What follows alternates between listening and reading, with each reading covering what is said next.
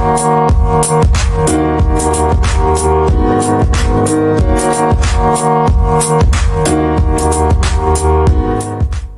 there everyone, I'm Blake and welcome back to Let's Talk Tech, the podcast all about talking about technology.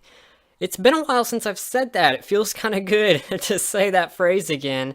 It's episode 4 of my podcast. The last time I did this little tech podcast was back in July, so it has certainly been a while since I last did a good old tech podcast. I really missed it though, so as soon as possible I wanted to go ahead and get back with the good old tech podcast. So since it's been a while, there might be some new folks, or maybe you forgot.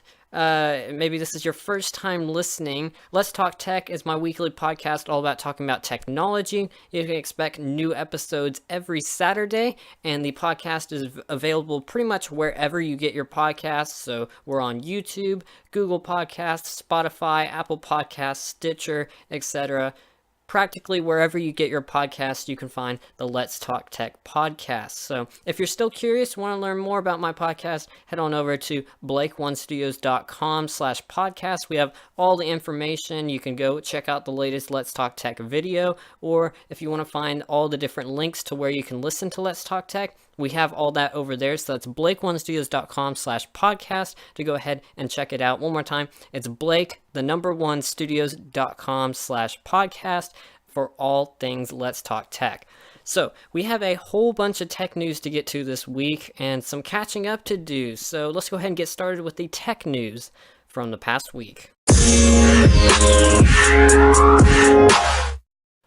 This week, Amazon announced the location for its highly anticipated second United States headquarters, codenamed HQ2. Over the past year, cities all across the United States have been enticing Amazon to come to their city with special tax breaks and incentives and special perks. And they've been doing this because Amazon promises to bring over 50,000 new jobs and $5 billion in capital spending for the new headquarters. These cities really think that Amazon will help their city with the headquarters, and so they want to make sure that Amazon comes to their city and not some other city.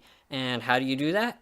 Why don't you just bribe Amazon? Yeah, that's how it goes. So basically what we have set up here is Amazon's looking for a place to build their giant new headquarters, and the cities are basically in a giant bidding war to see who gets Amazon. That's basically what we've had set up here over the past year.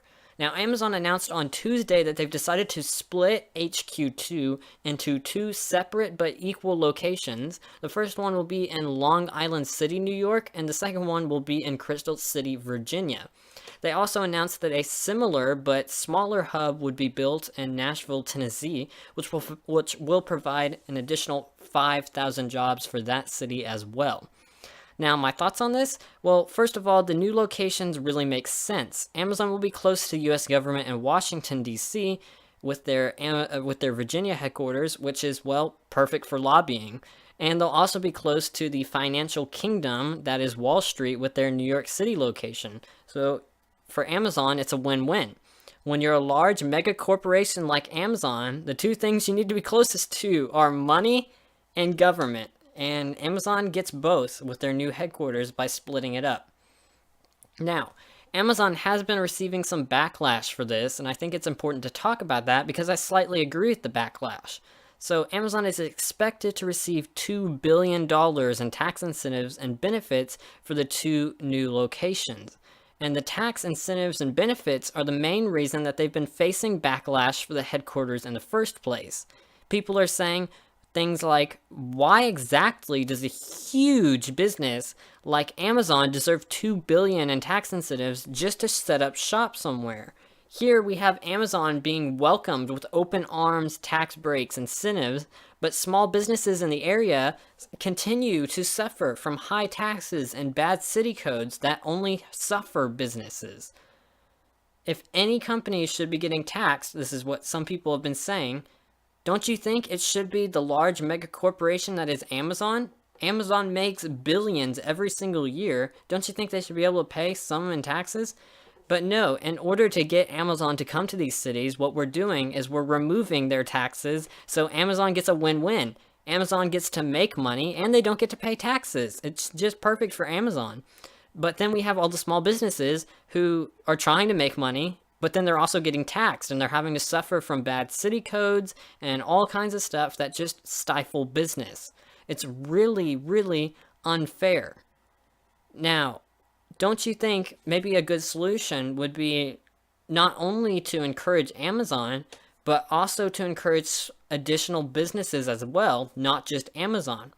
Instead, we could be enticing Amazon, but we could also be enticing small businesses to stay in these areas and to continue doing business in these areas by offering tax benefits for everyone, not just Amazon. Like I said, this is just an Amazon bidding war. The cities that Amazon picked are the cities that essentially won the bidding war. Now, one of the biggest criticizing statements about the new headquarters came from New York Senator Kirsten Gillibrand, who said in a statement on Twitter, quote, "While I'm glad that Amazon recognizes that Queens is a great place to do business," stop it right there. I'm sorry. Queens is not a great place to do business.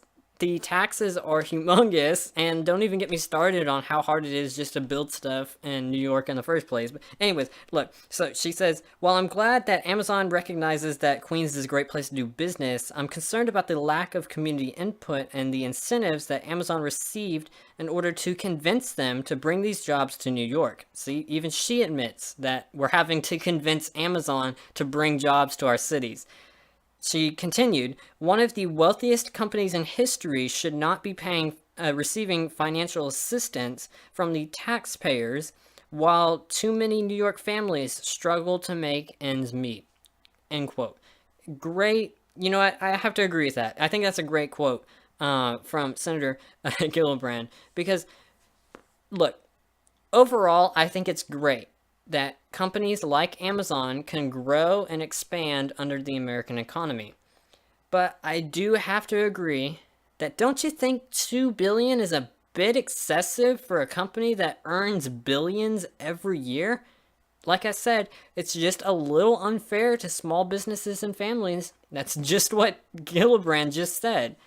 I think that the process for giving incentives to encourage these large businesses, it is unfair, but that doesn't mean it should just go away entirely. I think that there's slightly better ways of handling this. Like I said, not just encouraging one business, maybe encouraging an entire sector of businesses or an entire industry. Maybe you really want tech businesses to come to your city because it'll really help your city, or maybe you want coal industry, something like that. I think that just singling out one company in particular, aka Amazon, to come to your city, it like I said, it turns into a giant bidding war between the cities, and the only people who suffer from that are the taxpayers. Amazon benefits. It's a win-win for them.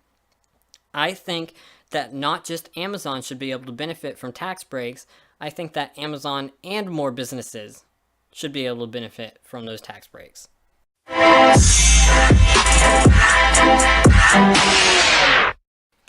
All right, let's go ahead and talk about Twitter, because Twitter is actually being boycotted by cable news network Fox News. Now, you may not have heard about this because, well, not very many people have noticed, but Fox News' Twitter account with over 18 million followers is actually being boycotted right now. It's been completely silent over the past week.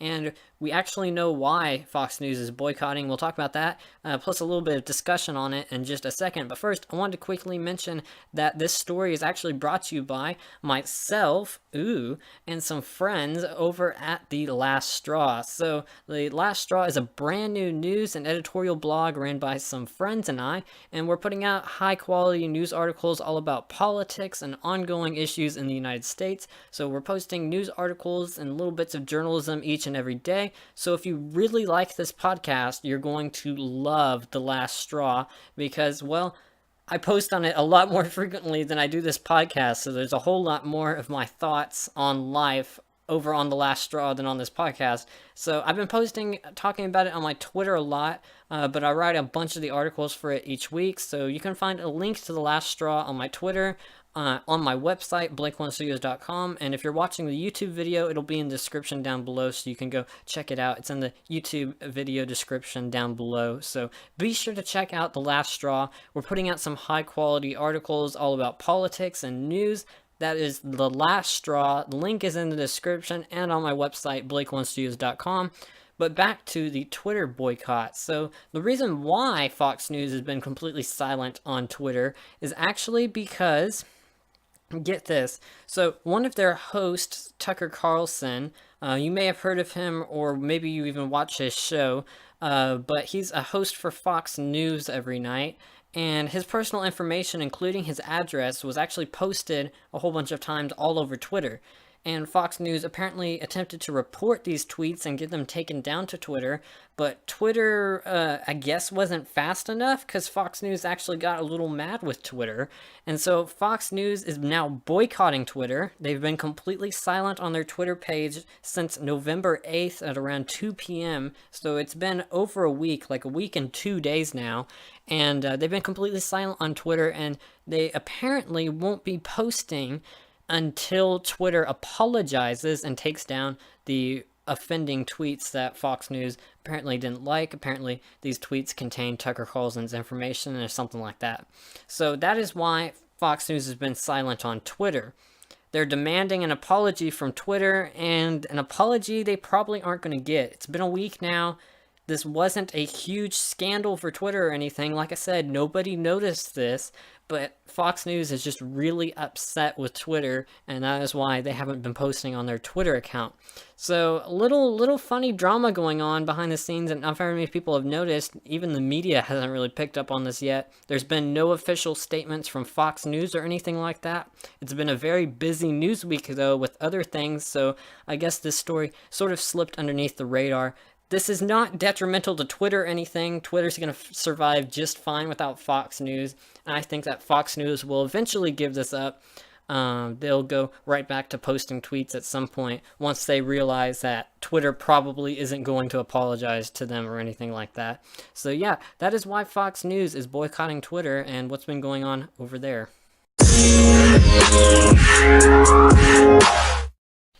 This week, some new information leaked on a brand new phone from Google, and it may actually be a budget phone, which is a first for Google.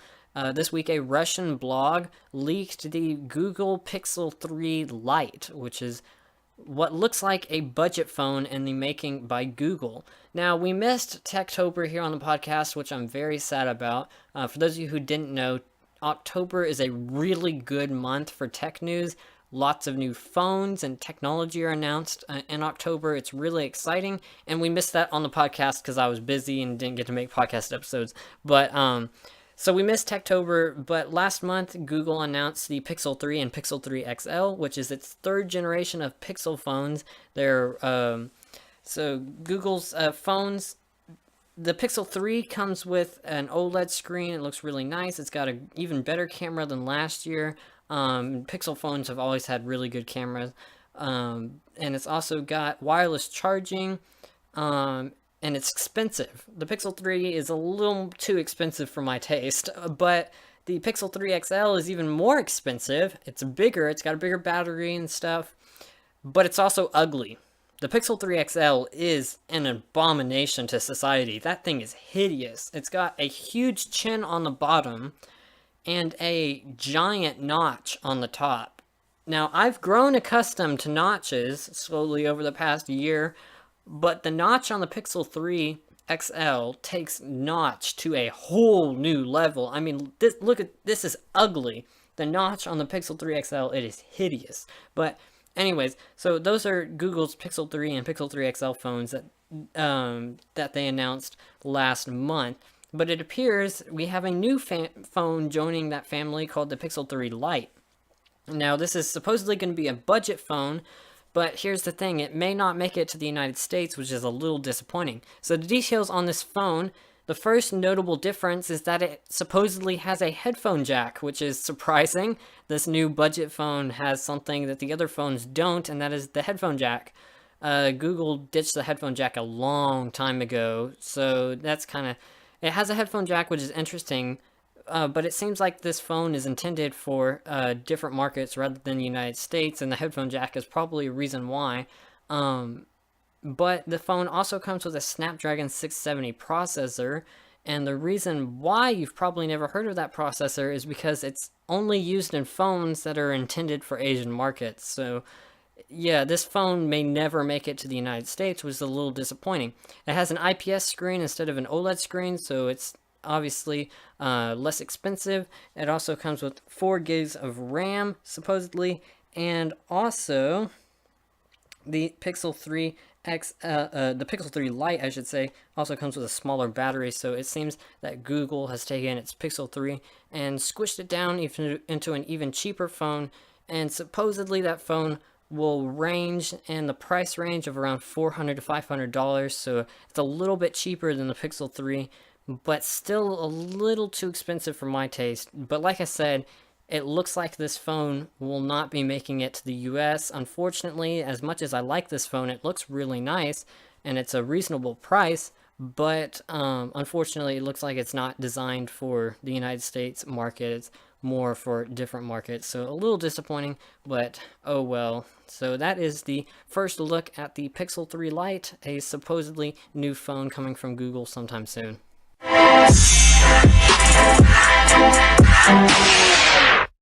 Time for some quick stories where we just quickly fire off some headlines from the past week and let you know on some quick little stories that have been going on here and there in the tech industry. So first of all, the fight for the biggest YouTube channel is really starting to heat up with T-Series and PewDiePie.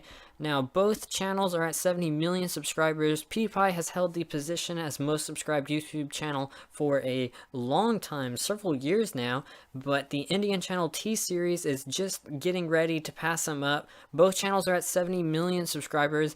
T-Series is behind PewDiePie by just a few 100,000 subscribers, but they're growing a lot faster than PewDiePie, which is why they're expected to pass PewDiePie within the next couple of days. Now, this fight has been really heated up as fans of PewDiePie have been fighting really hard to make sure that he stays as the #1 most subscribed to channel. But it seems that he will likely be overthrown within the next couple of days. So little news going on there with the YouTube video platform. But then also we have some news from Windows, because ads randomly popped up in the Windows Mail app as a test, but then Microsoft quickly took those ads away, saying that it was just a test and that the ads weren't supposed to roll out so broadly, and it was just a small internal test to see if the advertisements were worth it or not. A lot of people were very disappointed that ads randomly popped up in Windows Mail, but personally, I don't really see why this is a huge issue, as advertisements have appeared in Gmail, the Google Mail app, for a very long time. So that's just my quick thoughts on the Windows Mail app advertisements. But like I said, they were tested and then quickly abandoned, as Microsoft said it was just a quick test and they weren't actually going to do anything with it. PlayStation is skipping E3 next year for the first time in the event's 24-year history. They've said that they just want to go on to different experiences and they don't want to let their fans down. So PlayStation will be a no-show at the Electronic Entertainment Expo next year. Microsoft is discounting Xbox games for Black Friday, so be sure to check that out if you're an Xbox One gamer. Some of the games are up to 75% off, so go check it out over on the Xbox store. Google Maps will soon let you chat with businesses directly in its app. This feature will be coming within the next couple of months, so super excited about that. You'll be able to chat with businesses, ask questions, things like that, so participating businesses can participate in that and get more direct with their customers. Instagram is slowly rolling out a dashboard that will let you see how much time you use it, which is definitely not something that I need in my life. Nope, don't need it at all. So the new dashboard will let you see just how much you use the app, and also will be coming to Facebook within the next couple of months as well. And finally, the Amazon Music app is now available on Xbox One, so if you want to go listen to your Amazon tunes, apparently, now you can on Xbox One. That's our quick stories for today. Now for our final story, and of course, one thing I liked and one thing I hated from this week. Facebook's latest patent may just be a little bit on the creepy side, as they filed a patent that would make it easier to target entire families with ads by analyzing the photos that these families post. Now, the patent application, which was filed on May 10th and was finally published today, discusses an algorithm that would identify elements of photos uploaded to Instagram and cross-reference them with other data to build an entire profile of households. Now, if Facebook were to implement this system, it would supplement their family targeting program for advertisements they launched last year. Now, Facebook can use the photographs in addition to information such as IP addresses and other Facebook accounts to supposedly determine the members of a family so that it can better target them with ads. Facebook wants to analyze photos with machine learning algorithms in order to determine the members of a family, including specific information on them such as gender, age, etc., as well as the roles that these members have in families. Yeah, it's just another method that Facebook really wants to use to clearly mine data. Clearly, we're just going down the route of dehumanizing entire families in order to make them into a bunch of statistics that we can use to better target them with advertisers. It's just really great. So Facebook and the application uses a bunch of broad examples on how the system could be used, but their system is not their first really creepy system. They also applied for a patent that could turn on the microphones of phones in order to detect what TV shows people were watching. Yeah, Facebook just wants to turn you into even more possibilities for data mining. Just another example of why I don't use Facebook.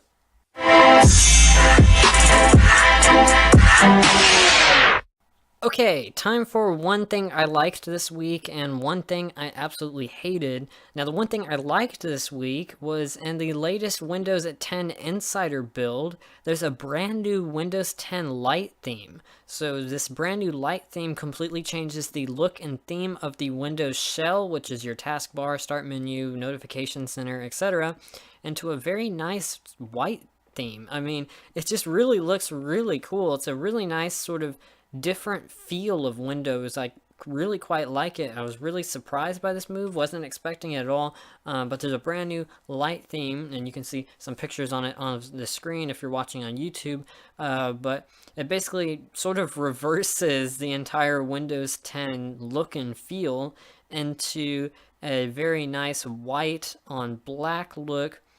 The text is all black, there's different style icons for apps and stuff. It looks really nice now. Unfortunately, it's a little too white, in my opinion. Yeah, I don't think I'll actually use this because it looks like a very nice whitewash.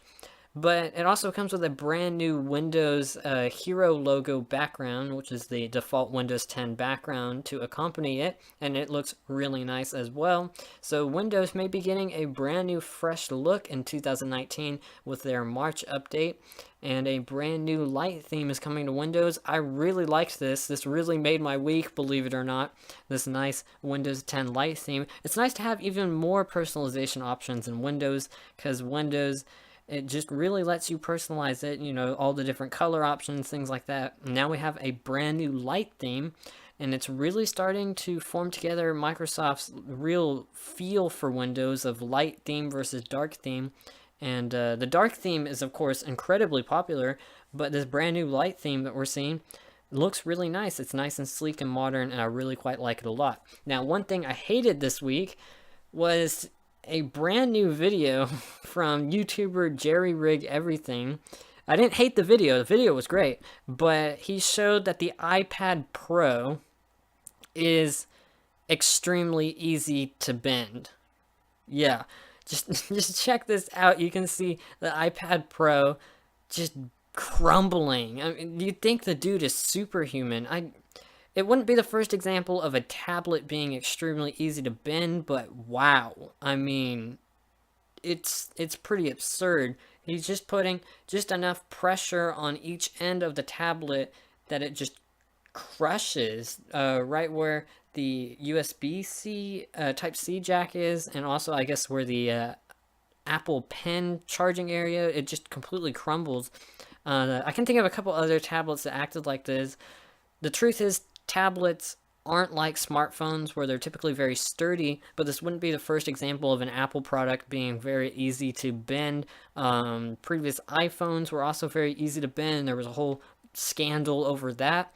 I think a phone being able to bend easier is a little bit more different than a tablet. Phones are a little bit more sturdy than tablets, whereas tablets are big. There's a lot of room to put pressure on them, and the makeup of these two devices are just completely different. But the iPad Pro is easily bendable, but also, who cares? I mean, who cares about the iPad Pro being bendable? The truth is, you shouldn't be applying that much pressure to a device like that. The iPad Pro is pretty much a luxury device type thing. You shouldn't be doing that to the poor thing. Why would anyone? I don't know. It's just a little silly to be knocking the device down for being that easily bendable. So a little mixed emotions here on the iPad Pro. Personally, I think it's silly that it's easily bendable, but I also think the reaction to it being easily bendable is silly because it shouldn't be a shocker. Tablets are just built that way. But yeah, that's the iPad Pro. So that was one thing I liked and one thing I hated, but that's going to do it for the Let's Talk Tech podcast today. I hope you all enjoyed. If you're watching the YouTube video, make sure you leave a like on the podcast before you go. We'll be back next week with even more tech news. Like I said earlier, check out blake1studios.com/podcast for all the information on Let's Talk Tech. Make sure you follow us on Spotify so you never miss an episode, or just subscribe to the YouTube channel, that sort of thing. Apple Podcast, follow us there too if you're really interested. But thank you all so much for listening to today's episode. Hope you all enjoyed. I will catch you all next Saturday for the next episode of Let's Talk Tech.